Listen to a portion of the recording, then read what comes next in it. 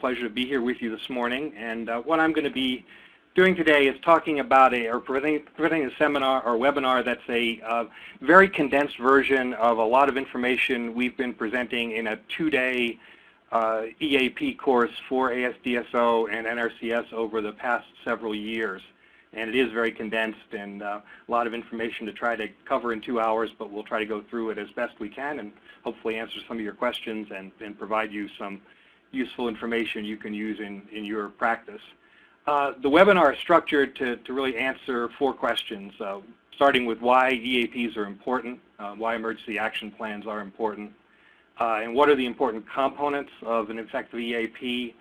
How do EAPs relate to other aspects of emergency planning? Because they really do. They relate to the overall emergency planning and emergency response systems in the country, and it's important that they be structured in a way that does relate well to that. And then finally, provide you some information, at least basic information, on how you develop, update, and test an EAP for a dam, or if you are a regulatory person, how you would review those documents prepared by others.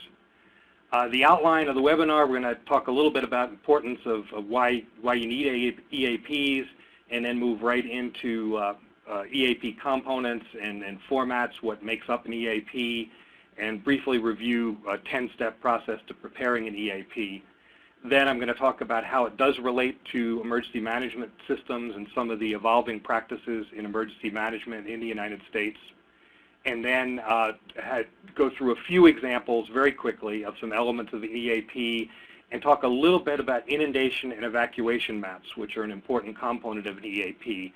That's a pretty small part of today's presentation. That's a webinar in its own, but I will talk briefly about that at least. And then finally talk about how you test and exercise EAPs, because I firmly believe, and a lot of us do, that your EAP is not complete until you've actually gone out and tested it and gotten the local emergency responders in a room and worked through with them how that EAP is going to work. And then finally, we'll wrap up with a few summary comments. 2 places during the presentation of the webinar, I'll stop and entertain some of your questions, so please do feel free to enter those in the chat box, and we'll try to get to as many of them as time would allow us to get to. So we'll jump right in. The importance of EAPs. Why do you need an EAP for dams? Well, quite simply, it really is that dam failures and incidents do still occur. Our dam safety programs have improved dramatically over the last couple of decades, but despite that, it's with natural occurrences, with dams that were designed to old standards, and with aging of dams, incidents and failures do happen, and it's important to be prepared to respond when they do happen. And particularly to respond to try to protect public health and safety. So I'm going to talk a little bit about some failure statistics and then review briefly 3 example failures that have happened over the last 36 years. And then also talk about 2 incidents, because EAPs are as important for incidents as they are for failure, and review those briefly to sort of set the stage and hopefully convince you that EAPs really are very important. If we look at fatalities from dam failures, Wayne Graham of the Bureau of Reclamation did a study of all the dam failures in the United States that resulted in 1 or more fatalities over the time period from 1874 to 1998. And as part of that study, he found that just simply between 1985 and 1998, there were 400 dam failures in the United States, an average of almost 30 a year. Many of them were small dams, and they really didn't result in loss of life, but nonetheless, it's a pretty high failure occurrence. That's out of our 80,000 or so dams we have in the United States. From 1960 to 2008, dam failures in the United States were responsible for 312 deaths, so it is some sobering statistics. Another important thing that came out of that review that Wayne had done was that it's not really failures of large dams necessarily that result in fatalities. In many cases, it's the failure of the smaller dams that are causing fatalities in the United States. If you looked at all of those fatalities in the cases that Wayne looked at, 86% of them were from dams with heights between 20 and 49 feet, relatively modest dams. And some of these other statistics reinforce that. 47% from dams with very small drainage areas, less than 2 square miles. 3/4 of them dams with drainage areas less than 10 square miles. And 87% from dams with relatively modest storage, less than 1,000 acre-feet, including 7 dams with as little as less than 300 acre-feet. So the small dams do contribute significantly to dam failures and dam incidents, and it's important to have EAPs for them as well as for the large dams. I'm going to briefly review three failures just to highlight a few issues. Incidentally, you'll notice that date in this slide, June 5th. This is the 36th, coincidentally, the 36th anniversary of the failure at Teton Dam. And for those of us who've been practicing in dam safety and dam engineering as long as I have, Teton is something that's burned in our mind. I remember where I was when I heard of Teton and how Teton changed the dam safety business in the United States. But for some of us who've joined the practice more recently, it's less known, so it's worth reviewing. Teton failed on a Saturday, midday, in 1976 during the initial filling of a very large 300-foot high earth dam that was being constructed by the Bureau of Reclamation. Very large storage. It resulted in, depending on what reference you go to, somewhere between 11 and 14 fatalities, and caused somewhere between $400 million and $1 billion of property damage. It clearly was what we would now call a high hazard potential dam, although those hazard potential categories didn't even exist at that time. And it did not have an EAP because it kind of predates when we were doing EAPs for dams. However, it was under construction, so there were a lot of people at the site, and it was a large dam, well known to the local community, so there was a lot of community knowledge of the dam. This really started in the morning, fairly early in the morning, in the lower right groin of the dam downstream. They noticed some muddy flow, and they actually noticed this a little bit before daylight. And this is shortly after daylight that this photograph was taken, and you see there's a little bit of muddy flow coming out of this groin and accruing down here. And I just want you to watch some of the times on these slides and how fast this failure happened. That was at daybreak. The earlier slide. This next slide was at 10:45 a.m.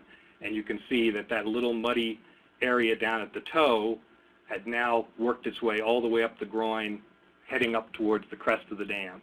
And the next sequence of photos will just show you how that developed over time. Continuing a little about an hour later, a little less than an hour, 11:20, continuing uphill.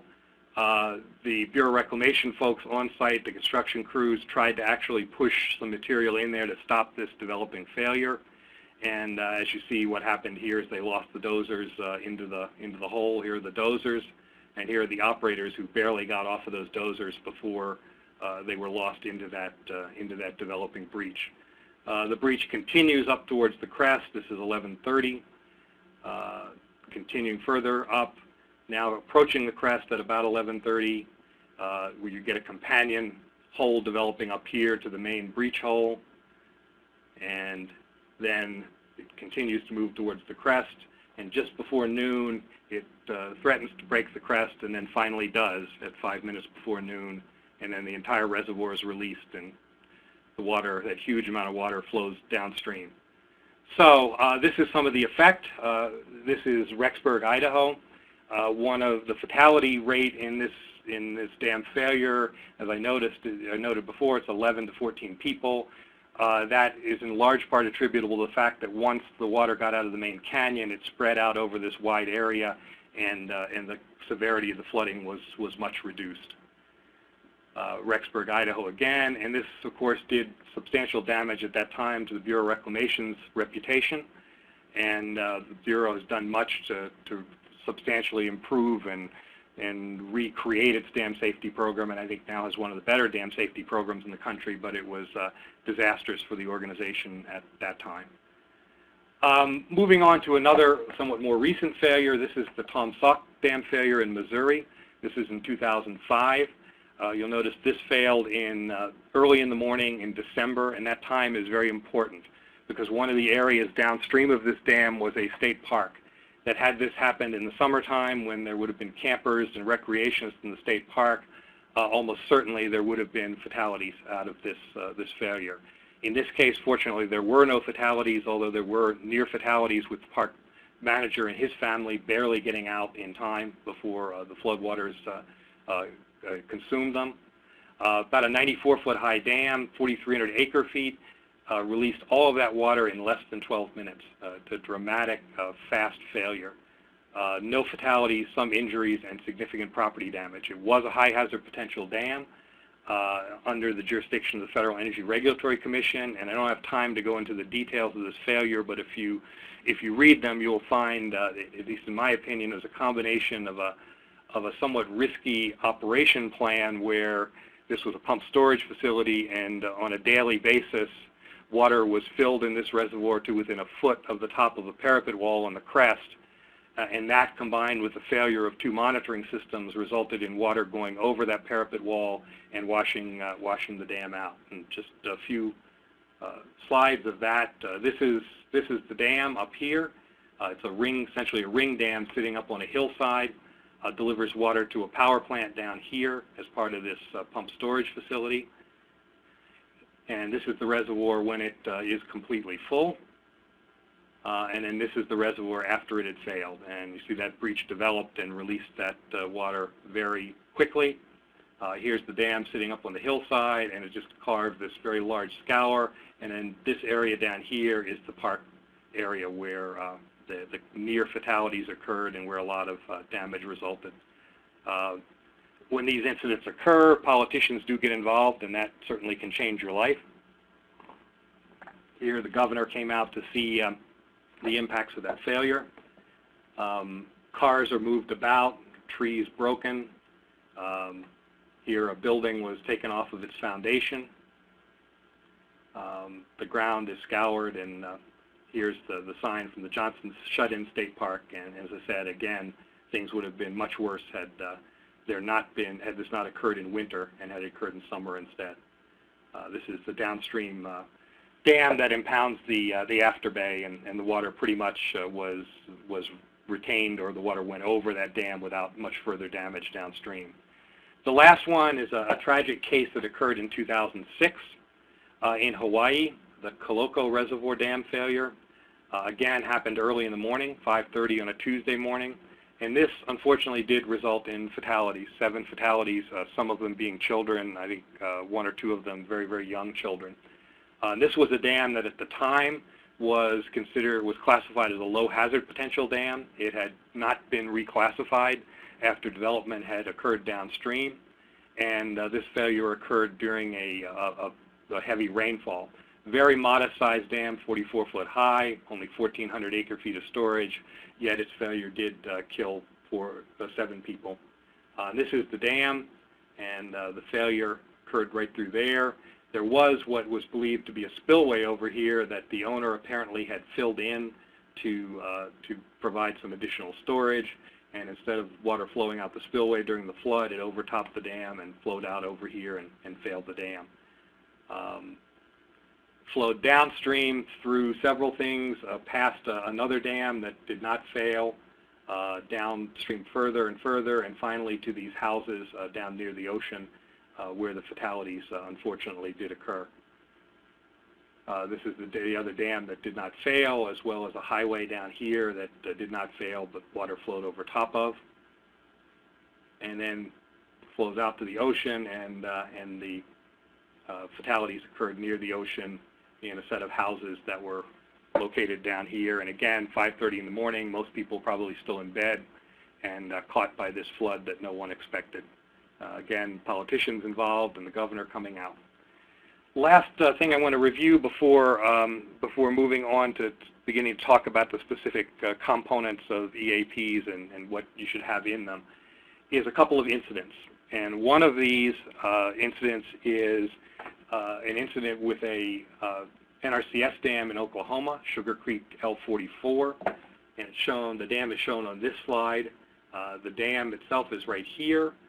There is an emergency spillway over here on the left abutment, an earth line spillway, and between the dam and the spillway right in here, there was a dike that was supposed to be a divider dike to keep the flow from the spillway from getting back onto the dam. It's located in southwest Oklahoma. Again, relatively modest storage, 1,700 acre-feet, a 64-foot high dam, auxiliary spillway width relatively small at 40 feet. Constructed in 1971 as a low-hazard dam, but as development was done downstream, it became a high-hazard dam with potential loss of life, a county road 300 feet downstream, as well as some properties downstream also. Here's a drawing of the dam highlighting what I showed you in the photo, the dam itself, the spillway over here, and here's that little earth divider dike that was located there. The incident was greater than 8 inches of rain in less than 12 hours on August 18th and 19th, 2007. Greatly exceeded the 100-year storm. Very high auxiliary spillway flow, and it began to erode that training dike. And the erosion of the spillway extended down to bedrock, and the erosion of the training dike then began to threaten the toe of the dam, and they were concerned about instability of the dam as a result of that. And here's a photo that illustrates that. So here you can see the emergency spillway, and you see that dike is no longer here, and this erosion is extending back, nearly breaching the crest of the dam. There was an emergency action plan in place. It was activated. There was continuous monitoring at the site. Some downstream residents were evacuated because of the concern that the dam might fail. They were actually prepared to excavate a ditch through the spillway to try to drain the lake faster. It turned out they didn't have to do that. The water began to recede sooner than that, and they actually constructed some concrete barriers to protect a downstream residence from flooding should the dam fail, which it subsequently, fortunately, did not do. Moving on to the last example, Lake Needwood Dam in Maryland was subject to flooding in a tropical storm back in 2006. So Maryland is located right in here, and this tropical storm came up the coast into Maryland, Lake Needwood just outside of Washington in Montgomery County. And Lake Needwood is, again, a fairly typical NRCS flood detention dam. Here's the dam itself. You can see the pool is normally quite low, controlled by a service spillway in the pool. And the water rises during a flood that exceeds the capacity of that spillway. This particular dam did have a number of piezometers in place to help monitor what was going on as the water came up. The water would come up like this, and when that happened, what was found is that over here on the left abutment, seepage started to exit the left abutment rock. The abutment was rock. The embankment was built against that rock, but the seepage was coming out there, and the concern was that seepage could be flowing in joints in the rock, open joints up adjacent to the embankment. There was no grouting of the left abutment, and that flow through those joints could then erode the embankment and fail it were it to continue. You can see down here that the service spillway is flowing full. That pipe is just absolutely full, flowing as much as it can, and is not going to release any more water. And actually, all this water is flowing in a stream downstream, and that becomes a bit of a problem in the response that we'll mention a little bit later. So there was our problem. This was discovered in the morning as the flood came up. The response was managed by our firm URS together with Montgomery County, the owner, and the State of Maryland Dam Safety Program, and those folks all got together and had a look at this. Fortunately, it was flowing clear at this time, but we didn't know that would continue. So the visual monitoring began. It was decided that we were concerned enough about this dam that there was a lot of population immediately downstream in heavily developed Montgomery County. So 2,200 people were actually evacuated for 2 days. And the structure was monitored 24/7 for lake level, seepage, and the observation wells. And we decided to construct and place a temporary weighted filter over that seepage that was exiting the abutment. And the evaluation of the safety of the dam was done on an ongoing basis. So officers were going door to door to evacuate people. They were moved to evacuation centers in schools or other facilities. In this particular case, it really pointed out well that with a good emergency action plan in place, and there was one. In fact, there were multiple ones. There were old ones as well as the current one, which caused a little bit of confusion, but nonetheless there was an emergency action plan which helped. And the other thing that helped is Montgomery County had a public information officer, a PIO, who handled all the communication with the press. And the press actually was very valuable in this incident because they helped keep the public informed, they helped with the evacuations, and rather than sensationalize it, they really helped get the word out. So with good management, and that can be part of your emergency action plan, the press can actually be your friend. Here we were putting the filter down, laying down some filter fabric, covering it up with sandbags to hold it down against the flow, and then placing crushed stone against it as a temporary control. Now here's where I mentioned earlier that the stream was flowing pretty heavy, and you notice this is tracked equipment because we had to find this tracked equipment. You tracked a dump truck and a small tracked hoe here and a piece of equipment to move the stone. We had to find that equipment because they had to cross the stream. That was the only access to get in and build this filter, so that complicated things a bit. And those are the kind of things that you can identify in advance so that you, in your EAP, so that you know how to deal with them when the incident happens and when time is critical, that you don't have time to find these sources and you know where you can get the sources of equipment you need. We set up a small monitoring station here to monitor the flow. This looks cloudy right at this time because it stirred up from our construction, but the flow was actually clear, and this clarified after this little temporary weir was put in place and things stabilized a bit. We continued to monitor that. The evacuation order was lifted, and the basis for that was that all the observation wells were found to have dropped for 2 consecutive readings on 4-hour intervals.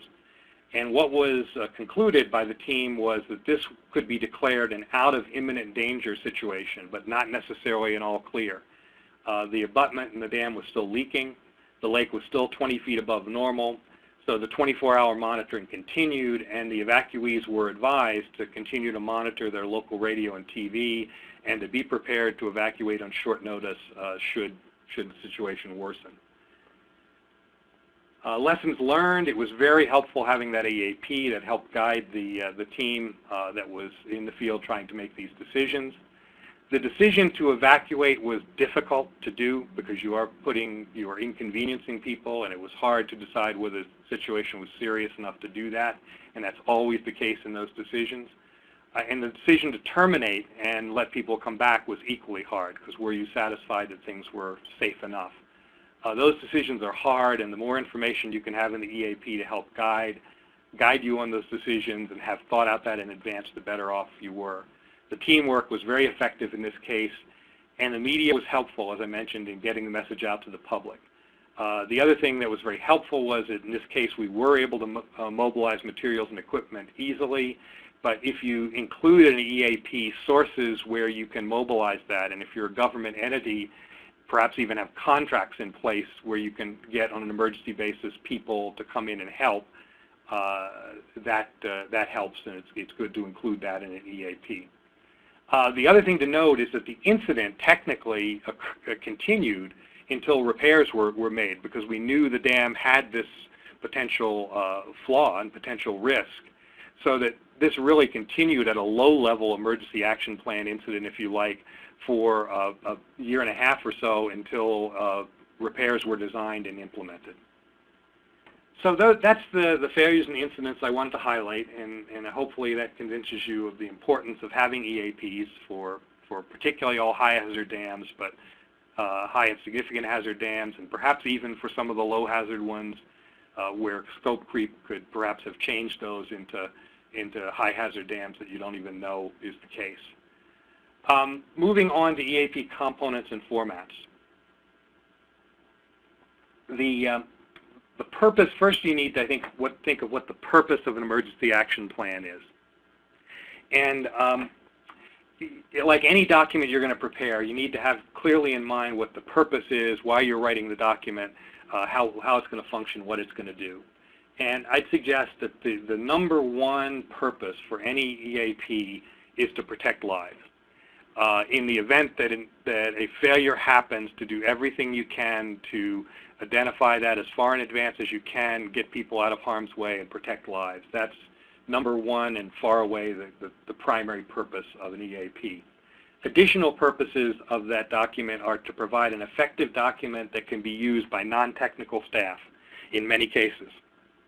In many dams, the staff that's actually on-site managing the dam day-to-day is not technical, so the EAP needs to be written in such a way that they can understand, and they need to be trained in such a way that they can understand the importance of how a dam performs and when they may need to take action. We work a lot for the U.S. Fish and Wildlife Service, and their dams are managed often by biologists at wildlife refuges or at fish hatcheries, and those folks are not dam technical folks. They need to understand the conditions at a dam. The EAP needs to as clearly as it can, define those conditions that might require response, and to give clear direction that can be used in stressful situations, so that the folks on site don't need to be figuring out what to do. The direction is pretty clear, and they can follow that direction pretty easily. And then, to the degree that you have time and resources available to try to prevent the failure when you identify a developing incident, to minimize property damage and environmental impacts. There's not much you can actually do with that if the dam actually fails, but if an incident's developing and you have pre-planned activities in the EAP that allow you to prevent the failure, you can perhaps minimize that property damage and environmental impacts. The EAP should be structured around the stages of emergency management. And what I believe are the stages of emergency management, how you manage an emergency, are: one, detection. You have to detect a situation that constitutes an emergency. There needs to be decision making in terms of how serious is that emergency, how worried do we need to be, what stage do we need to act, what exactly do we need to do. There needs to be notification of the appropriate parties. From the dam owner's standpoint, that's notifying the emergency management authorities, and should evacuations be needed, the emergency management folks need to notify the people who will be evacuated. Preventative actions, to the degree you have time and have resources to prevent a failure, that would be part of emergency management. And then certainly warning and evacuation to people if they need to be evacuated. And then finally, the last stage is after the event is over, whether the failure is prevented or whether the failure happens, there should be some termination and follow-up for implementation for future similar incidents. So if you look at those steps, the dam owner's responsibility varies a bit through those steps as indicated here. In step one, which is detection, that is a dam owner's responsibility. The dam owner is the one who operates the dam. They need to detect a situation that might constitute an emergency. And similarly, the dam owner then needs to decide how serious that emergency is. So the decision making falls to the dam owner. And then the beginning of the notification falls to the dam owner. If it's a slowly developing incident, then that dam owner might want to notify their technical people. They do some evaluation internally before they notify emergency management. If it's developing more quickly and there's the potential that you might need to evacuate people, or you definitely need to evacuate people, then the local emergency management people are going to be notified, and once that happens, they are responsible for the warning and evacuation. And typically, the emergency managers then take over management of the emergency incident. So the responsibility, the dam owner, typically, there might be some rare exceptions, but typically the dam owner is not out warning people and evacuating people. They are notifying the emergency managers, and the emergency managers are doing that. Meanwhile, if the event is still developing and the dam failure is not imminent, the dam owner is back at the dam implementing whatever preventative actions they can to try to prevent the situation from becoming a failure. And then after the incident is over, both sides of the group, the dam owner and the local emergency managing folks, are responsible for having a termination and follow-up and assessing whether the EAP could be improved or whether the emergency management program could be improved. So that's the structure of the parts of emergency management.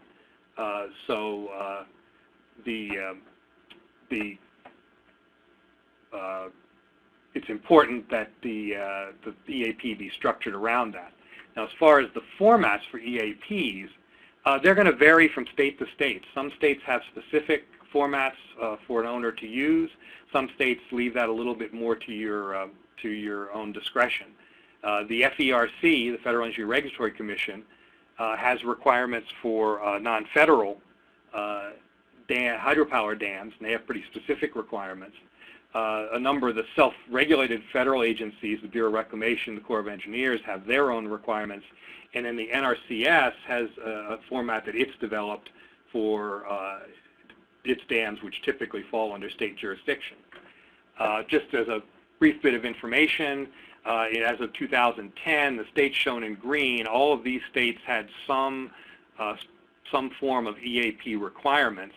And the states here shown in blue as of 2011 had specific formats that they had identified for EAPs to be structured in there, and you can get that information from the individual state programs.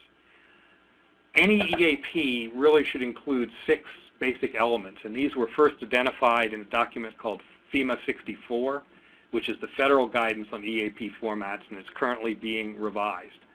And those components or elements are a notification flowchart. Who do you notify, in what order do you notify them?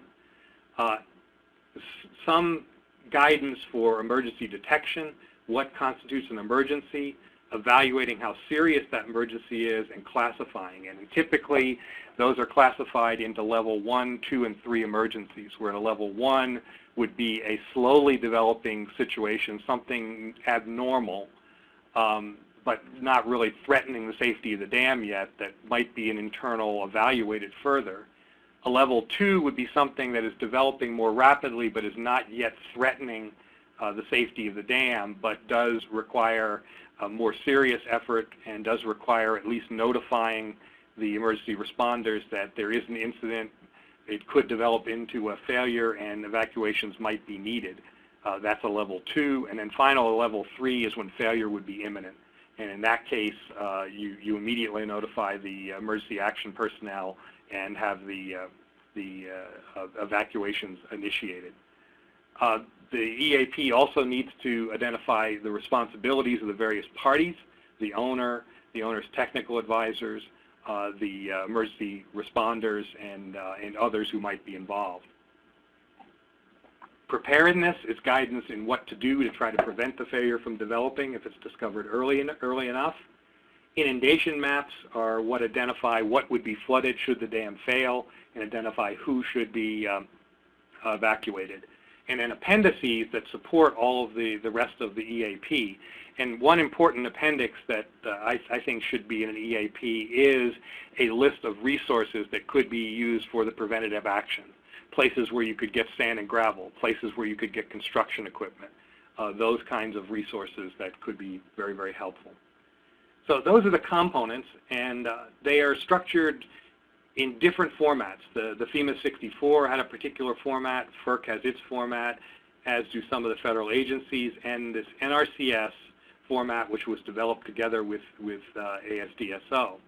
And if you look at those formats, FEMA 64, for example, this is the current outline for FEMA 64, and this may be revised in this update that's coming out. But basically, you can see these various elements in it: the notification, the detection, evaluation, classification, the responsibilities, preparedness, the inundation maps, and the appendices. So the different formats organize these things differently, but they have all of those components in them. That's a FERC format. This is a U.S. Fish and Wildlife Service format. So again, as highlighted in red, all of the components are there. They're just in somewhat different arrangements. And here's the NRCS ASDSO format, which is becoming, more and more states are adopting something similar to this format. Question comes up, what's the best EAP format for you, for an individual dam? And my responses to that would be, one, if you have a regulator that requires a specific format, clearly that's the format you have to follow. You have to be conformant to that. Outside of that, I think the simplest format that you can use and include all the information, the KISS principle, keep it simple, stupid, that we've heard over the years. The simpler, the better. It's going to be used in an emergency. You don't want to complicate it for people. And then the format that best addresses these key components of emergency management and also addresses the 6 basic EAP elements per FEMA 64. There are going to give you 10 steps for preparing an EAP. And there was some information was sent out to you referencing a Training Aids for Dams TADS video that is available. And if you had a chance to look at that, that's great. If you haven't, get it and take a look at it. It's about a 10-minute video that was put together in the 1980s, and it goes through a pretty nice job of going through the steps in preparing an EAP. It refers to 9 steps in the particular video. I think it really references 10, which are the 10 I'm going to review for you here. First, you need to complete dam break inundation studies and field reconnaissance to identify what might be flooded in the event of a dam failure, and from that, prepare your inundation maps. Identify the emergency situations and actions. What might be an emergency situation? What might constitute a seepage incident you would be concerned about? What might constitute a stability issue? What might constitute a flood or a spillway performance that you would be concerned about? And then what specific actions should you take for that particular incident? And then identify and meet with the involved agencies, your local emergency management agencies, get their input on how they structure things. I mentioned to you before that the NRCS format and most of the formats talk about a level 1, 2, and 3, with level 3 being the most serious incident. Well, we've run into some local agencies, emergency management agencies, where we were working with them on putting together an EAP, and their system was exactly the reverse. Level 3 was a low-level incident, and level 1 was the highest seriousness incident. So your EAP definitely needs to be built around their structure and not yours, independent of them. The 5th step is to identify what communication means you're going to need, primary and backup, and that includes everything from landline telephones through to cell phones, through to radio, whatever you need to work at that site to be able to communicate. Then you prepare your contact or notification charts, identifying individuals and phone numbers of who needs to be contacted, and importantly, the order in which they need to be contacted. Draft that EAP, distribute it out to the involved parties for their review and comment. Based on that review and comment, revise it, obtain approval, and then distribute the copies. And the copies should be controlled copies where you actually number them and record who you distributed it to, so that when you revise it and update it, you can have those controlled copies updated and track that they are updated. Those are the 9 steps that were identified in the TADS video. The 10th one that they talk about, and that I think is a key step, is that you regularly need to test, review, and revise the EAP. And again, I'd suggest that an EAP is not finished until it is tested, and you have the EAP, you have the emergency responders in the room with you, talking through how you would respond to an incident, and revise the EAP so that it is useful to them should an incident ever develop. So with that, Sean would like to go to our first question session here. Yes, question did just pop up. Question is, how operational are your preventative actions? Should these be embedded in generation operating order or the EAP? Sounds like this question is coming probably from someone in the hydropower industry. The preventative actions, I think you want to be as specific as you can in the EAP. Certainly the operating folks for a hydropower plant are going to get involved in implementing them, but I think you want to have them be as specific as you can in the EAP, so that when you're in the middle of that emergency, you don't have to go to multiple resources to find that action that you should be taking at that time. I would say when you're doing this, you're crystal balling a little bit in these preventative actions, and they're not necessarily going to be absolutely all-inclusive. You may have a situation develop that isn't covered in the EAP, and you're going to have to respond to it. But degree you can, you want to be as specific as you can on what the incident might be and how you might respond. For example, if you were to identify that you found muddy seepage that had not occurred at a dam before, the action that would be in the plan would be something like to, if depending on the magnitude of flow of that muddy seepage, to cover it with a sand and gravel filter, or if it's flowing too much to do that, to cover it with a filter fabric and crushed stone, similar to what was illustrated in the Lake Needwood example. So it would want to be as specific as that, and I think it's best to have it as detailed as possible in the EAP. Okay. And caller, please go ahead. If you have a situation where floodwaters are discharging uncontrollably over the top of the dam, and it is known that this could cause a problem in the downstream area, would you consider that notification should be given to communities and emergency managers downstream? Yes, it's a very good question, and it's going to, it depends a bit on the individual dam, but as you had noted it there, water flowing over the top of a dam, if that were a concrete dam, I guess one is not as worried about the dam failing. If it were an embankment dam, I think water going over the top of an embankment dam is typically, in most plans, a level 3 incident, and you're concerned that that could erode the dam and fail it by itself, and you would be contacting the emergency managers. However, it raises the other related question, is in normal operation, through a spillway, you may be discharging a lot of water, and that water might exceed the safe channel capacity of the channel downstream, come out of the channel banks, and potentially threaten people or threaten structures. And our advice typically is that if that is the case, you do want to include those in your EAP. Even if it's a normal operation and it's not a threat to loss or failure of the dam, but the flooding downstream is going to be such that it's going to impact people and potentially threaten property or lives, you do want to put that in the EAP and respond to that as an incident, just as you would a dam failure incident. So moving on, the next thing I wanted to talk about is EAPs as a component of emergency management systems. And what I'd like to point out here is that a dam EAP, the dam EAP is going to be developed by the dam owner specific to their dam, because they're the ones who know the dam, they're the ones who know the incidents that might constitute a concern at the dam. However, they really need to be integrated with the local emergency management systems.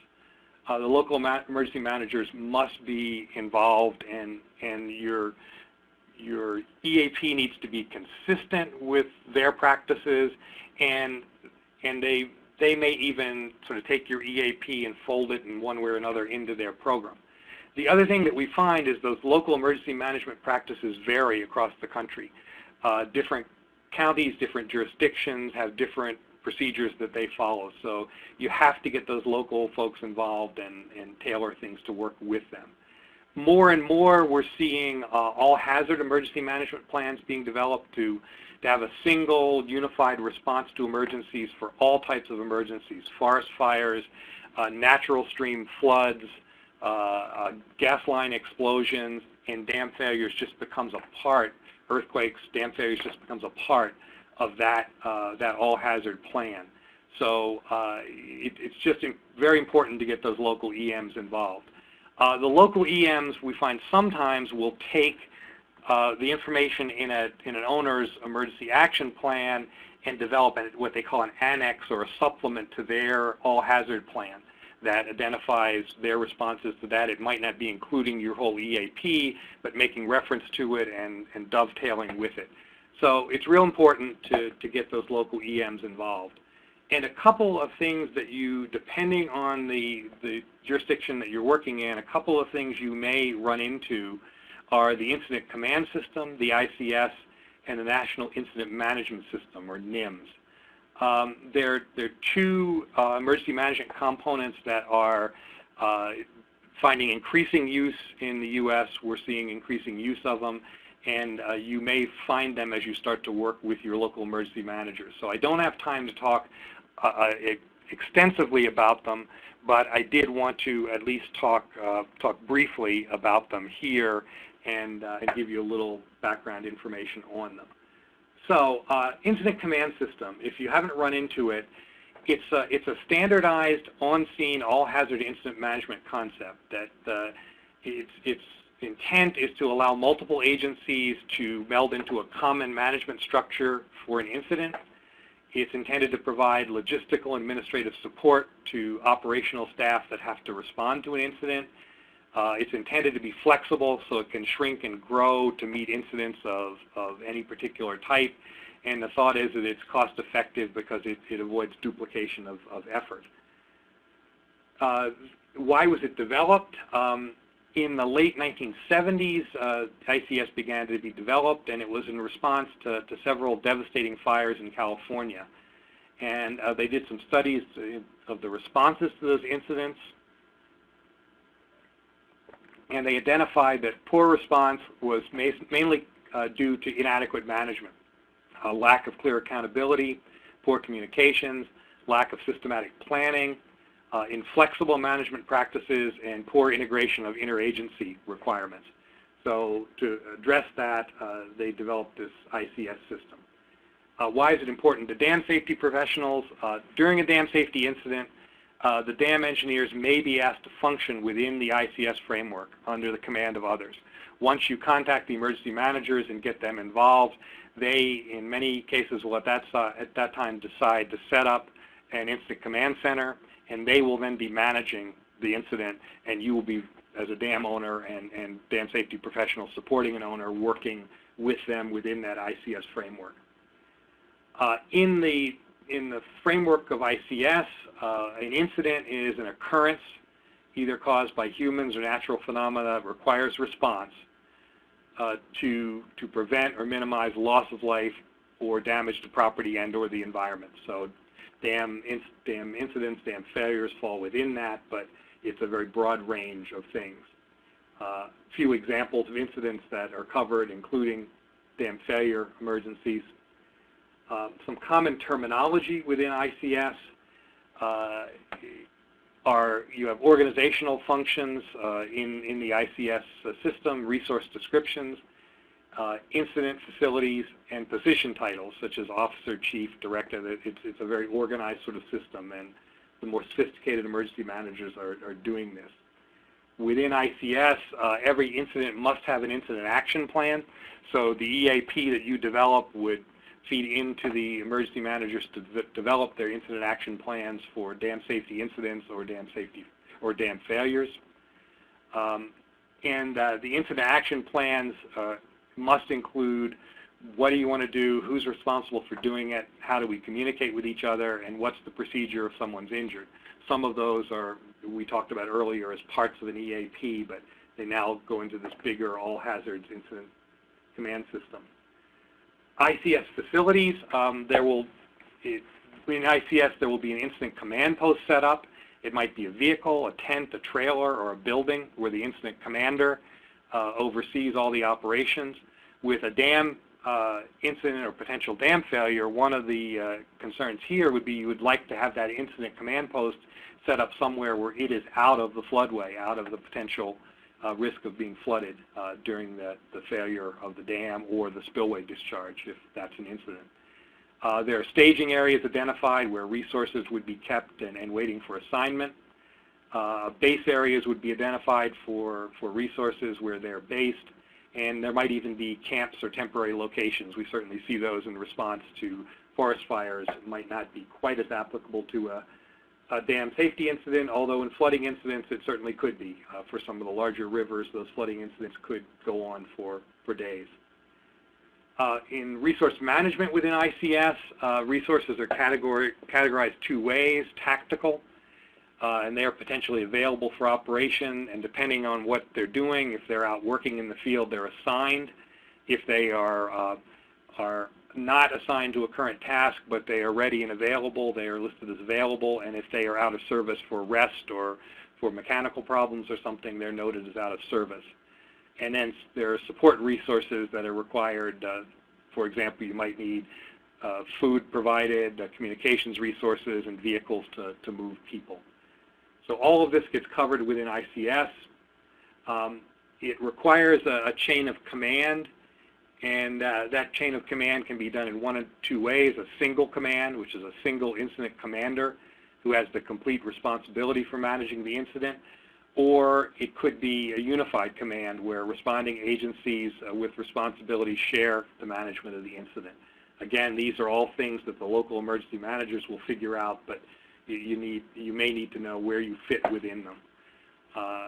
The incident command structure is you've got the incident commander, and then he has these 4 boxes underneath him. And in all likelihood, the owner and the owner's technical supporters will fit down here in this planning section, helping the incident commander plan responses and how they will use the various resources that they have available. So that's just a very quick brush over of incident command. There's more information available from emergency management resources, and I think some of the references are actually available or links are available on the ASDSO website if you want to pursue that further, but it's something you may run into. The second thing that you may run into is the NIMS, or National Incident Management System. This was developed more recently in 2003 from Homeland Security Presidential Directive 5. Some of this is coming in response to 9/11 and the Homeland Security Department developing new procedures. And NIMS is intended as a comprehensive, nationwide, systematic approach to incident management. And ICS is a key feature of NIMS. Why is NIMS important to you? Almost all the federal agencies are required to adopt NIMS, and adoption of NIMS is required for federal preparedness assistance for state agencies, tribal agencies, and local agencies. There is more information you can find on NIMS at the website that's noted here. If you want to look into that and you find that you're dealing with emergency managers who are implementing NIMS. I'm not going to spend much more detail on it. There are different levels of training that you can get for NIMS that's highlighted in this slide, and you can have a look at that if at your leisure if it's applicable. So with that sort of brief review of some of the aspects of emergency management that you may run into, I want to talk a little bit about some examples of the elements of an EAP. A sample EAP, the NRCSIASDSO EAP format, is what we've been using in our training for ASDSO and NRCS for the last several years. You can get that document from the NRCS website, and there are links on the ASDSO website to where you can get that. I'm not going to, later I'll show you a little, I've got a few slides that have some of the information that give you some tips on getting through that. But the general idea is that the format of it is it's a 3-ring notebook for durability and for easy updating. And a concept that they developed for this NRCS-ASDSO format was to have hot tabs that ran across the top of the 8.5 by 11 document. In addition to the normal tabs that you might have on the right side, they created these hot tabs of some of the things that you might need to get to more quickly in the EAP. And they include things like the notification flowcharts are on a hot tab, the decision tables on deciding what level that identify what situations you might run into and what level of emergency they might constitute. Those are on the hot tabs.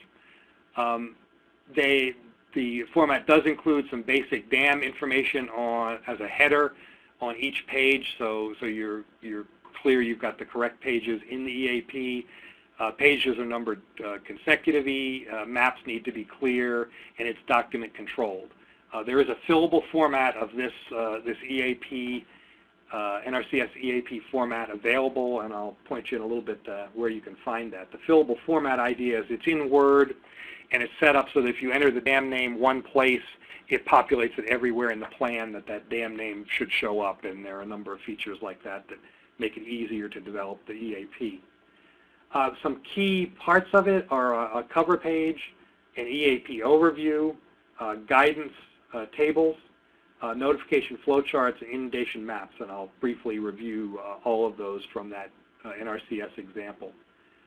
Their cover page very clearly identifies that this is an emergency action plan, identifies the dam, its national inventory number, who the owner is, and if it has an alternate name from this dam number 23 that's sometimes known as Rock City Lake, that's noted. We have on most of the EAPs that we've prepared, we have done this cover page in red, and we've done a spine label in red also, so that on a bookshelf it stands out and is easy to find, and that's a practice I would suggest you consider using. The document includes an EAP overview of how the EAP is organized, and you can see, as we talked about before, this is organized along the steps of emergency management with event detection, emergency level determination, notification and communication, expected actions, and then termination and follow-up. So the idea is you first detect some kind of event, and then you assess that situation and you decide what level of emergency is it. Is it level 1, which is an unusual event, something out of the ordinary, but developing slowly. So this might be you have a piezometer reading in a dam that is unusually high or unusually low outside of your normal experience. It might be that you have seepage that you find at the toe of a dam at a location that you've never seen seepage before, but it's relatively small amount of seepage and it's flowing clear. So it's developing slowly, it's unusual, but it's not threatening failure of the dam. You've got time to respond. You would probably call in your technical people.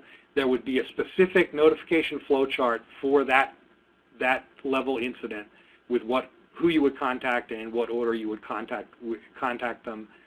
You would monitor it. You might take some corrective actions, and then if it essentially was developed under control, it would you'd go to a termination and follow-up. If, however, it developed into something more serious, or when you first noted it's more serious, and that's a level 2, which is a rapidly developing situation. So this might be a situation where you go out to the dam and you have seepage at a location where it's been observed before or at a new location, but now it is flowing muddy and it's carrying material out of the dam. It's not a huge amount of seepage. It hasn't begun to erode a tunnel back into the dam, but it is carrying material, but there is time to respond. Another situation here might be a level 1 on a spillway, might be that an auxiliary spillway is flowing, but there's no erosion or anything on that emergency spillway. A level 2 might be that spillway is flowing and you notice at the downstream end of an earthline spillway you're starting to get some erosion, but it's still well away from the control section of the reservoir. That might constitute a level 2. And there you have a different set of notifications. What happens at level 2 is you normally now start to bring in the emergency management people, let them know you have a situation that is developing, could get worse. Basically put them on notice that if this develops and gets worse, we might have to evacuate people, so please pull out the EAP, get ready. If that gets worse, it could be a level 3. And level 3 is really that things are so bad that it appears that failure is imminent and you need to evacuate people immediately. So this would be like the Teton Dam example where the erosion is heading up the abutment and it's out of control and you can't stop it and it's headed towards the crest. Or water is flowing over the top of the dam and it's beginning to erode the embankment itself. Or a spillway, an earthline spillway, the erosion has now progressed back to the control section. So that's what you're doing in here is you're determining that level, your communications are set up accordingly, and what you're doing is dependent on that. Level 1, you're monitoring or taking corrective actions. Level 2, you're taking corrective actions to try to save the dam. Level 3, you're really now focused on trying to save people. So, few examples. Emergency level detection. We'll take a look at here is a guidance table out of the example from the NRCS EAP example. And you can't read this very well down in the lower corner, but basically there are different types of events. Earth spillway flow, seepage, stability, sinkholes. There are a variety of different events. And for each event, you want to, as specifically as you can, develop what situations might constitute something you have to react to. And in this particular case, what you have here, I've blown up the example for an earth spillway. So a level 1 emergency might be that reservoir water surface is at the auxiliary spillway crest, or the spillway is flowing with no active erosion. So spillway is operating, things might develop, but right now everything's under control. Level 2, the spillway is flowing with active gully erosion. So now it's starting to erode, but it hasn't threatened to control. And here, another level 2, and this we talked about earlier, the spillway is flowing, it's not eroding, but the sheer magnitude of the spillway discharge may be threatening people downstream. It's exceeding the channel capacity and it's beginning to flood people. The spillway, level 3, might be that the spillway is flowing with an advancing head cut that's threatening the control section, or that the spillway is operating normally, but the amount of flow is such that it's actually flooding people downstream. So you do that with every one of these incidents. And that's going to be specific for each dam. Each dam is going to be different, and you want to think of as many of those as you can. The one critique I have of this table in the NRCS example is in some ways I don't think it's specific enough. For example, this case of where the flooding might begin to threaten people. With some analysis, you should be able to identify actually what reservoir elevation that is, what spillway flow would actually begin to flood people downstream, and you could actually put in a reservoir level here rather than just this, that it's beginning to flood people. And I think the as specific you can be, the more specific you can be, the better. Notification and communication. Notification communication, I've just shown an event level 1 notification. There are charts in the example EAP for the level 2 and level 3. Here you can see the dam operator. The first call he makes, it's noted by a number 1 for a level 1 emergency, is to his technical representatives for some technical advice, because it's developing slowly, he has time. A second call he might make, depending on the discussions he has with his technical representatives, would be to the state dam safety official. At this level, you're probably not going to be talking to the emergency managers because it's not of that level of seriousness yet. At level 2, you again would probably first be talking with your technical people. Second, you might be talking to the emergency managers. At level 3, when you've got an imminent failure, your first call is going to go to the emergency managers.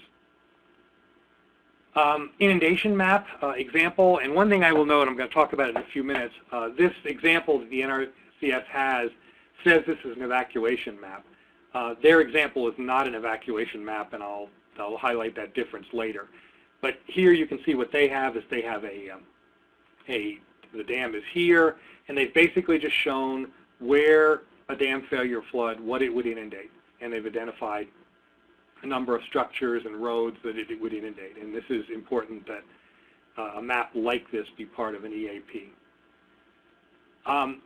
You can get this information off of the NRCS website, and these slides have some of that information. The NRCS website has some instructions and helpful hints for preparing EAPs. You can get that off of their website. And these slides, I'm not going to spend time going through them, but they give you some step-by-step direction on how you can go to those websites and get these documents. And similarly, I think there's some links on the ASDSO website that will help you get to these documents too. You can also order at no cost these hot tabs that can be used for your EAP. And I've provided some guidance to you here where you can go to the NRCS, and the NRCS will, at least at this point, at no cost, provide you with these hot tabs that they include in the plan, and just some guidance here for your use as you need to on that. One thing, that the NRCS format does not have is it really does not have a table of specific expected actions, which I think is a good thing to have, and I would recommend you consider including that in your EAP as an addition, even if you use the NRCS format. And here's an example from a Fish and Wildlife Service EAP. And what they have done is for each particular event that might happen, this is an earthquake level 1 event, they've actually listed down the various things that you might do to respond. So they have one of these sheets for each type of incident that might develop, and they've done this, and they have them cross-keyed to the different events, and can be pretty useful. So this is just an example, something I would consider adding to an EAP. Okay, that's very broad brush, and I know it's a lot in a short period of time, but if you get that EAP example from the NRCS template, it'll give you a lot of good examples on that, and hopefully get you on your way to developing your EAPs. I want to talk a little bit now about inundation maps. This is a very limited coverage of this topic. It's a big topic, and as I said, probably justifies a webinar of its own. But I'm going to try to just hit a few highlights of it. And first of all, I want to talk about there's a difference between inundation maps and evacuation maps. Then give you a few tips for presenting your inundation maps. Talk very briefly about modeling of dam failures and how you go about doing that. A little bit about a topic that's developed over the last couple of years of simplified inundation maps. And then a little bit of, well, finally, technical details of inundation mapping are way beyond what I can cover here today. So this is not going to be highly technical. It's going to be pretty broad brush and hopefully help you a little bit with thinking about inundation maps. Inundation maps versus evacuation maps. I mentioned to you earlier that in the EAP example from the NRCS, it says evacuation map. It really is not. It is an inundation map. And the difference is the inundation map shows the areas that would be inundated downstream of the dam based on some modeling of a dam failure. You do a hydraulic model of dam failure. If the dam were to fail, what would be flooded? How deep would the flooding be? All that sort of thing. And you develop this inundation map that, as here, shows the limits of the area that would be inundated downstream, and goes downstream. It should go downstream as far as there would be significant impacts. By comparison, an evacuation map is what the emergency manager might do if they take that inundation map you've prepared and they decide, okay, I'm not going to, number one, those limits are approximate. You have to recognize they're approximate. They're based on the model, hydraulic model that you do. They could be greater, they could be less, so they're not precise. In addition, the emergency managers really want to systematically figure out how they're going to evacuate people based on that inundation map.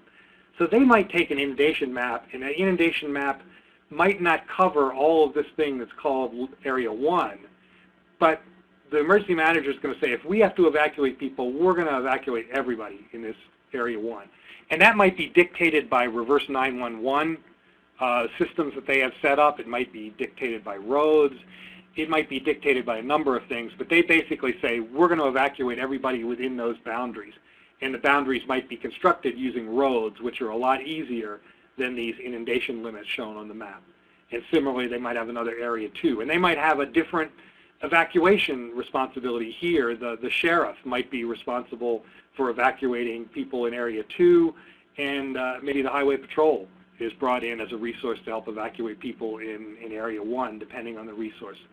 So a real distinction between inundation maps and evacuation maps, and they both have their purpose.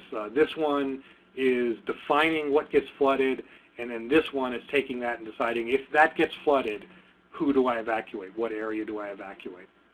Important distinction. So the next thing I wanted to talk about is what should be on a inundation map that you prepare for the emergency responders to then develop their evacuation maps. And working with a number of different emergency responders doing writing EAPs and doing EAP exercises, what we're always told by those folks is they want to know two things. At any particular location where people might be threatened, they want to know how high will the floodwater get and how long will it take for the floodwaters to get to that cross-section. How high and when's it going to get there? Those are the two things they want to know. So you want to develop your EAP inundation maps with that in mind. A few other things to think about with your inundation maps: always be sure to put a north arrow and a scale on it. As engineers, we very rarely develop one that doesn't, but I've seen inundation maps where they don't have a north arrow and a scale, and that can be fairly confusing. They should have the maximum flood depths at key locations, flood wave arrival times. You might have some peak flow information, how much water is flowing through there, and you might have a water surface elevation. And you may want to put in a disclaimer note on the inundation map that says it's based on a model and it is not exact. The actual limits might be a little different, so that the emergency managers know to be a little conservative when they turn that into evacuation map. Another thing that I failed to note on here, but you might want to consider, is use local names for things. We found in exercising some of these that a lake might be on a USGS topo map called by one name. It might be called Rock City Lake on the topo map, but locally it's known as the swimming pond or something like that. And if it's known locally by people that way, you want to use those local names as well. Roads similarly might have local names that are different than what's on a map. For drafting inundation maps, again, keep them as simple as you can. Use your best available base map that you have. A lot of people are using Google Earth for developing maps now, which can be quite helpful because it has a lot of the structures on there. Summarize the information at key cross-section. Use the local names. I suggest that if the regulatory agencies will allow you, you use only one inundation line. You'll sometimes see maps developed with inundation lines for sunny day failure, and you'll also see them developed for a failure during a flood, a failure during a probable maximum flood. So you wind up with two lines on a map. I think that can sometimes confuse people in an emergency. They get in, they pull out, they've got these two lines, and they're like, which one applies? Where should I be evacuating? So we've tended to, in our practice, use the failure during the PMF with the dam being full, recognizing it's conservative for a sunny day failure. What you'll find in many instances is it's not that conservative. Those two limits are not that dramatically different, and they may well be within the error of the modeling, and it just simplifies the planning for evacuation. And you do want to, anyway, be conservative with those inundation lines. And then if your map has a fairly long reach downstream, you want to provide an index map for multiple sheets. And that's illustrated here. Here's an example of a inundation map that you can see the dam is located right here just upstream of the number 1. And there are 20 different sheets extending all the way down this river basin to here.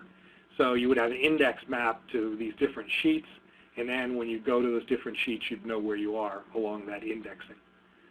Here's an example, and this one violates my advice to you earlier of having a single line, because this is for the Fish and Wildlife Service, and they actually require an inundation for a PMF failure and for a sunny day failure.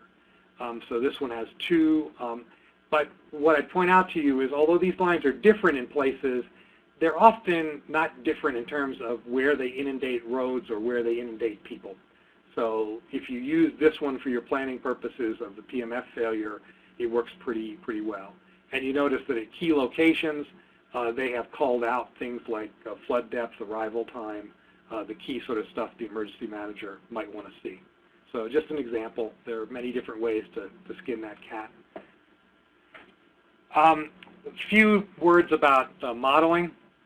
The key hydraulic steps in inundation map development are to estimate the maximum dam failure discharge at the dam. So if the dam were to fail, what's the peak outflow there at the dam, and then estimate how that flood wave is going to attenuate as it flows downstream. Those are the two things you're doing. And there are a series of, commonly these are done with one-dimensional computational models. and there are a whole series of different ones that are out there. In some cases, there are empirical equations out there you can try to use for approximations, but there are lots of different ways to do these models. I'm not going to go into all those different methods. As I said, that's a webinar of its own. Something that we're seeing more and more recently, excuse me, is 2D models, things like Flow 2D. And there are instances where that might be something you want to consider. And one instance that I was involved in is shown somewhat in this illustration here, where what happens is if you follow the main stream down, this is where the dam would inundate. And if you did a 1D model, you would just follow down that stream.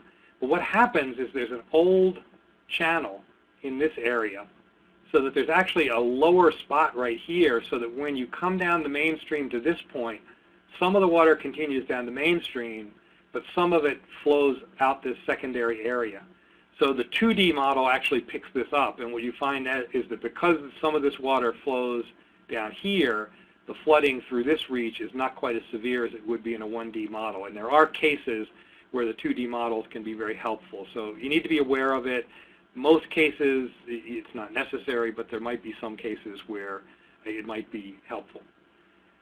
In estimating dam breach parameters, there are a number of different assumptions and estimates that go into doing those. What I point out to you is the two most critical ones is the breach development time. How long does it take for the breach to develop, and what is the width of the ultimate breach? Those two things are the two primary factors. All of the other things, the breach initiation elevation, the breach bottom elevation, the bottom width, and the breach side slopes tend to be secondary. These two factors are your biggest ones to be concerned with when you're doing the models. There are some empirical equations out there published by Bureau of Reclamation, ICOLD, and others that you can use to sort of back check your model, or perhaps use for an approximate dam breach discharge if you wanted to do that with limited resources. Because one of the things we always hear is that one of the impediments to developing an EAP is that in developing an EAP, the cost of developing the inundation map is a big impediment. So more and more ways to simplify that, because having a simple, somewhat conservative EAP inundation map is better than having no map at all, and there are some methodologies out there to help you do that. There are resources for these different dam breach parameters. This one comes from the FERC and summarizes some of their recommendations for breach width, side slope, time to failure, those kinds of things. And again, stuff well beyond what we can talk about in detail today, but the information is out there. Flood wave attenuation, once you get your dam breach outflow right at the dam, how it attenuates depends on principally three things: the channel slope, the channel cross-section, and the channel roughness.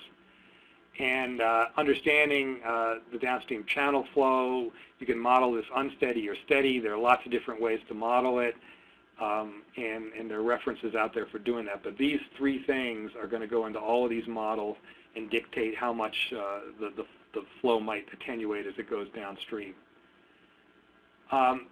A topic that has come up recently is simplified inundation maps, and this has come out of the National Dam Safety Review Board. And I believe some of the information the review board has published is, again, linked in the ASDSO website. And again, it comes out of this idea that having a simplified map, somewhat conservative map, is better than having no map at all. There are two kinds of simplified inundation maps: one photo-based and a simplified engineering analysis. And the photo-based is actually just to take an air photo of the dam in the downstream area and just to look at what looks like it might be inundated if that flood wave were to flow downstream. Be somewhat conservative with picking those things and just put them into your inundation map as possibly inundated. The simplified engineering analysis covers things like you could, with a simplified engineering analysis, you could just take the the topo elevation of the top of the dam and just trace that topo elevation downstream through the valley and say anything within that limit might be flooded, recognizing that if anything it attenuates as it goes downstream. There also are some equations out there. The state of Washington, in its guidance in its dam safety program, has some equations that suggest you can take that dam breach outflow, and depending on the slope gap going downstream, you can estimate how that would attenuate going downstream, and you can also estimate approximate flow times to get to different places. So you can do that sort of thing. These simplified methods, I think, are applicable as at least a stopgap to get an initial EAP put together for small to medium-sized dams. When the hazards are limited, I think they don't work well in heavily populated areas, but where you have a few rural areas that are inundated, they may work very well. And when the evacuations do not need to really be based on detailed inundation mapping. So other situations may apply too, but they're there, the simplified methods. Use them, but use them with caution. And if you have the resources to do the mapping, it's better yet. Some of your resources for finding these, there are a few other things that are being developed in simplified engineering analysis. FEMA has a model that's under development, as does DHS. There have been some papers at recent ASDSO conferences on both of those methodologies, and you could have a look at those references in the recent ASDSO conferences and keep your eye out for publications from FEMA and DHS on some of these simplified methods. They're in the works, and you'll be seeing them again soon. Final topic to cover before a second question session is EAP testing. Why should you test an EAP, and why do I assert that an EAP is really not done until you have done a test? Now, first of all, it familiarizes the local emergency management agencies with the dam and with its potential downstream consequences. So that if anything develops, they are familiar, they know what you're talking about, you're not coming to them cold. It'll improve the communication with those personnel because you will have met them, you will have met them face to face, you know who they are, you pick up the phone, you're talking to them in an emergency, you now have some degree of personal relationship with them. Invariably, when we test EAPs, we find things that can be improved, and we change and improve the EAP. And it also provides training for the dam operators and the emergency responders in how to use that EAP so that it's not a document coming cold to them when you have to use it. So those are all benefits. There are really 5 levels of EAP test, and we have, in EAP practice, we have typically called them an orientation seminar, a drill, a tabletop exercise, a functional exercise, and a full-scale exercise. And these are increasing level, generally an increasing level of complexity. There is a program called HCEAP, which I'm going to talk about briefly at the end, that's been developed recently by DHS. And it's similar to this. Its steps and drills are a little different, but this, I think, is consistent with HCEAP and can be integrated to within HCEAP if you have to follow an HCEAP protocol. An orientation seminar, it's really the lowest level of an EAP exercise. It generally involves a face-to-face meeting with the folks involved, the dam owner, his technical advisors, technical staff, the emergency responders, and you basically sit down with the document, everybody with their copy in hand, and you review what's included in there. You review the communication charts, the decision tables, all the information that's in there so that everybody is familiar with it and that they understand their roles and responsibilities. So it's really just a sit down and talk through the seminar. It often can be combined with some training for the dam operating personnel in dam safety and what they might observe and what might be important about what they might observe. A drill is sort of the next level, and a drill is targeted at testing one particular part of an EAP. A very common one is to test the validity of the phone numbers in the communication flow charts, which we'd recommend you do on at least an annual basis. So you'd pick up the communication flow chart, you'd call the person at the emergency responders who's listed as the emergency response person on the chart, call them up, say, hello, I'm Joe Blow from Rock City Dam. I just wanted to verify that this is the correct number for our emergency action plan, that you have our emergency action plan, that you're familiar with it, you know what to do in the event that we should incorporate it.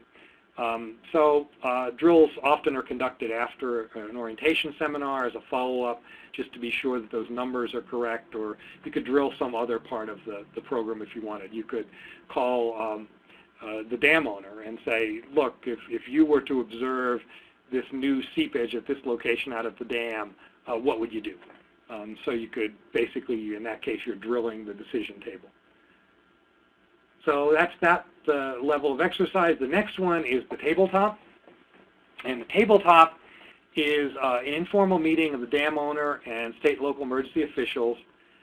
Minimum stress, you get everybody together, you do develop a scenario. And you then, with everybody around a table, you discuss how the group would respond to that scenario. So they have their EAPs in hand, and you say that we have water flowing through our emergency spillway about 6 inches deep. It's not eroding anything. What would our response be? And the group talks through, going into the guidance table, what level of emergency would that be? Who would you call? How would you follow up? And then you could elevate the exercise a bit and say, okay, now you go back out to the dam, you take a look at it, and you've noticed that the water is now flowing 3 feet deep through the emergency spillway, and you've begun to see some erosion near the downstream end of the spillway. What would we do now? And you walk through that whole process. These are normally conducted after you've done some drills and after you've got the EAP in place. A typical agenda for an EAP tabletop exercise would be some introduction, some brief review of the document, brief review of the inundation map. You might even go out to the dam. Then you would introduce the mock emergency, and as a group talk through the whole process. You do need to prepare for a tabletop exercise, and these preparation steps would also be very similar for the next exercise we'll talk about, which is the functional. You'd want to determine who should attend, develop your mock scenario that you want to have, and then you would want to dry run that exercise, get a few people together in your office and just talk through a little bit, make sure it accomplishes what you want to accomplish. Arrange your meeting space, contact the attendees, get out an announcement, develop that agenda, review the pertinent data, travel to the dam if possible, get familiar with it, and then review the EAP before you actually go out to do the exercise. The functional exercise is the highest level that does not involve actually being out in the field doing things with the public. It's generally intended to be conducted with some stress. It requires some role-playing and time constraints. You normally would actually have people not sitting around a table, but you'd have them in different places where they could communicate by telephone and actually do their telephone calls and map out how they would respond. And as I say, it's intended to develop some stress. So you want to stress the group a little bit, put them in a little bit of a stressful situation, how they would respond. Normally these are done after you've done a tabletop. And they're designed to test the internal dam owner capabilities and their coordination with the emergency management personnel. A few helpful hints. If you can get out to the field with the group when you do a functional or a tabletop, have them look at the dam, see what the dam looks like, and provide food. Food always helps get people in. We've sometimes done these, and you get the state patrol or the local police involved, and you have donuts in the room, and they walk in the room, and gee, great cop food. This is a good deal. So, have a lunch, have food available, and it does help get people socializing a little bit and get them to attend. Full-scale exercises are the most complex exercise. You're actually intending to try to evaluate the operational capability of the emergency management system. It usually includes field response and response to evaluate coordination and response capability. You may actually even have some mock evacuations. These are the kind of things where you've seen sometimes at airports. They have mock drills with mock airplane crashes and actually have people playing injured people, and you actually get out in the field and do that sort of thing. I would say these are not very common. They have been done on a few basins. I think FERC has done a few of these. Bureau of Reclamation and Corps of Engineers have done a few of these. They take a lot of resources, and they are not done very, very often. So just to be aware of them, and you may or may not run into them. Who should be involved in the EAP tests and exercises? Certainly the local emergency managers, the local law enforcement agencies and fire departments, the people who are going to have to implement the emergency responses, state emergency management agencies, state dam safety engineers, the dam owner's engineer and managers and his caretakers, maybe the Weather Service, and anybody else who's kind of key to that EAP. The more participation you can get, the better. How often should you do them? That's going to vary. Orientation seminars and in-house drills, I think, are a good idea annually. Tabletop or functionals typically are done about every 5-6 years. You may have to comply with other state or federal requirements. For example, the FERC does have some specific requirements, annual orientation seminar and in-house drills and an EAP status report, comprehensive exercise within a river basin, a tabletop at least 30 days prior to a comprehensive. So they have some specific requirements you may have to follow in that jurisdiction. Examples from other agencies: the Fish and Wildlife Service is currently testing its EAPs with an in-house tabletop exercise every three years and a functional every 6 years. The NRCS suggests an annual notification chart drill and a tabletop every 5 years. So it'll vary, but having some regular testing is very valuable, and I still contend that the EAP is not done until the exercises are done. Briefly, this HCEAP program that DHS established in 2002 and revised in 2007 provides a common exercise policy and program guidance, constitutes a national exercise program, and includes consistent exercise terminology. It provides tools for planning and conducting exercises. There is some online training with HCEAP, which you can look up at the DHS website. And there are HCEAP policy and guidance manuals, which five volumes of them. They generally build, you can see here, from seminars all the way up to full-scale exercises. They have a few different things in here: workshops and games, drills. Drills, I think, probably would be more of what we are calling our functional exercises. And they have this games and workshops. So there's some slightly different definitions, but generally I think what I've talked about fits within this HCEAP framework, and you could kind of revise a program to accommodate HCEAP as you need to. Here's some information you can look at your leisure on some of the descriptions of how HCEAP describes these various exercises. With that, we've reached the point where I'd like to entertain our second question session, if anybody has any questions. Looking through the question and answer session, I see one that came in earlier, a question about, can you give an example of a guidance table? And I think that one popped up before I went through the guidance table. So Evan, if you would like further clarification on that, let me know, but otherwise I will assume I've answered that one. Any questions on the phone? Yeah, this has been very informative, and I really enjoy it. But one of the things I noticed when you were talking about models, and you were not really talking about the 2D models that much, but in many cases where we have this risk creep that develops below dams quite often, if you do not have very much area or room so that should a sudden breach of a structure occur, there's like no notice event sort of situation occurring. The 2D models can give you really good vector and velocity data that would be important for identifying potential areas of vertical evacuation. What are your thoughts on that?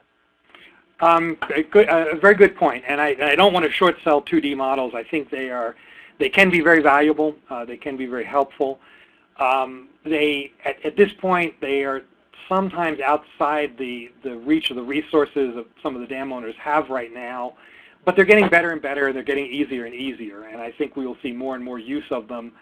The application you have is a good one, and a little further on that application, and I didn't mention that, but one of the things that can develop is you can have the unfortunate situation where develop has crept so close to the dam that you have very, very little warning time should a dam failure happen to the closest impacted personnel. And I know FERC has gotten very concerned about that, and they actually have developed some specific guidance that they are providing their sponsors, their licensees for the hydropower facilities for how to handle those close-in situations. And I'd refer you, it would be worth taking a look at that FERC guidance a little bit.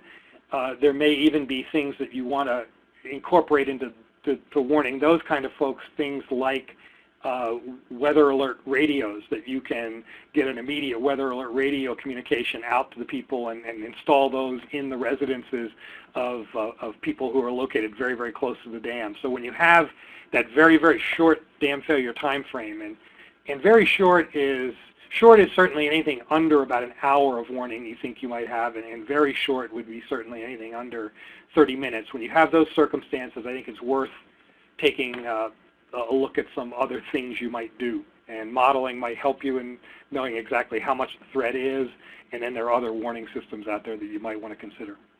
Question that came in on the chat room: can you comment on using life safety model? Maybe the same question being answered now.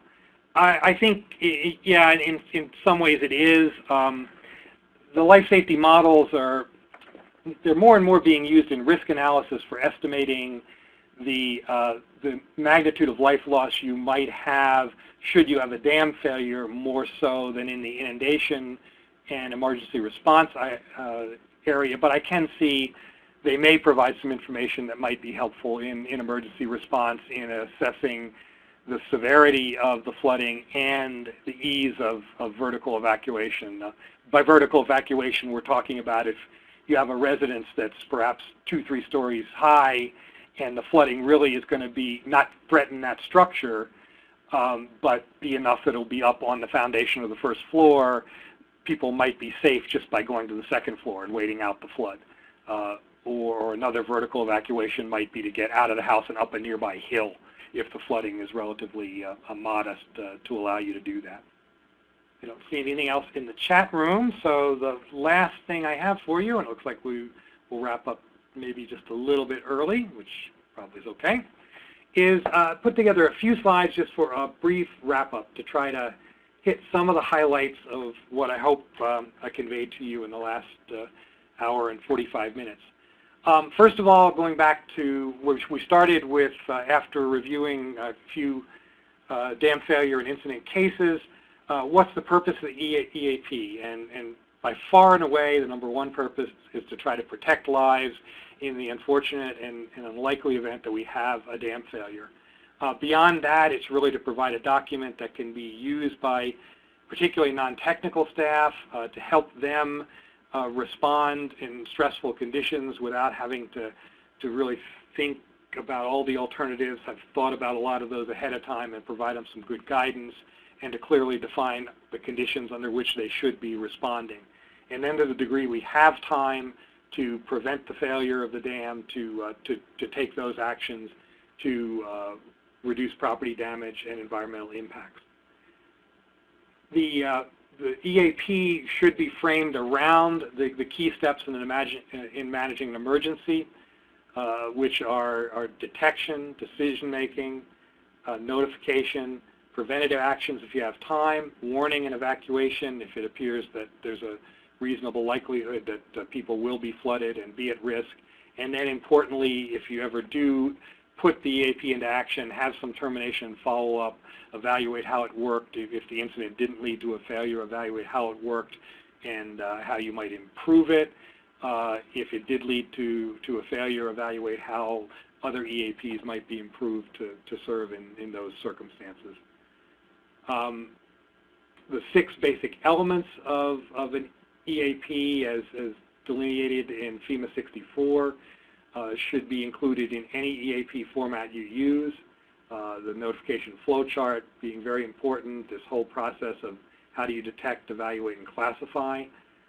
who's responsible for what, and remembering that those responsibilities are divided up. What's going on, detecting things at the dam, deciding what level of emergency it is, initiating the notification to the emergency responders. That's all in the dam owner's court, all in his responsibility. But once you contact those emergency responders, and you may be evacuating people, you may be preparing to evacuate people, typically what's going to happen is the emergency response personnel are going to take over as the incident commanders at that point, and you are going to be a part of their team working out at the dam, keeping them advised of the situation, taking whatever preventative actions you can, but they will be having the responsibility at that point for the evacuations. Preparedness, thinking as much as you can ahead to what might you do and what resources might you need to respond. The inundation maps, which would lead to evacuation maps developed by the emergency responders, and then appendices of various resources that you might want to have. One comment that I didn't make earlier that I will add here is there's a lot of discussion about whether a lot of detailed drawings, plans, cross-sections, profiles of the dam and the spillway and the outlet works, whether those things need to be in the EAP. And what I'd suggest to you is that for the emergency responders and most of the off-site non-technical people that might be involved in an emergency response, they really don't need those things, because the owner and the owner's technical representatives are the ones who are going to be doing things at the dam and might need the technical documents. So you might put those in the EAP documents that the owner and the owner's technical advisors have, but you might have a page in the copies that go out to the emergency responders and the others that simply say drawings not included in copies other than the owner, because those don't really need to be out there in the public. The owner's the only one who really, and his technical representatives are the only ones who really need that information. We went through the 10 steps of preparing an EAP, starting with the inundation studies and field reconnaissance, developing that inundation map, thinking through all the emergency situations and the actions that you might want to take, meeting with all the involved personnel, clearly identifying your communication methods and primaries and backup methods, preparing those notification charts very carefully with phone numbers and orders of contacts, drafting the EAP, getting that draft reviewed and getting the input back, and then finalizing it and distributing it in a controlled fashion, and then finally testing it and updating it as need be, so it's current and up to date. Again, this highlights the responsibilities. The dam owner monitoring the dam, identifying the situations, notifying the emergency agencies as appropriate, and managing what's going on at the dam while the emergency agencies are doing preparing for the evacuations, implementing them, communicating with the dam owner, and assisting the dam owner as much as possible if resources are needed. EAP exercises, a whole range of them, all the way up to full scale, although not commonly used. But certainly any EAP, I think, should be exercised up to at least tabletop and probably up to functional before it really is a fully capable EAP. Last thing I want to point out to you is some of the information that was available to you for the webinar included a EAP checklist that we had developed. But if you're developing an EAP or you're reviewing one, hopefully that checklist might be helpful to you. We've divided it into several sections for the different components of an EAP, and it has a number of elements under each section that you can go through, and does your EAP have all those elements? And hopefully it might be a useful tool to you in either developing or reviewing an EAP.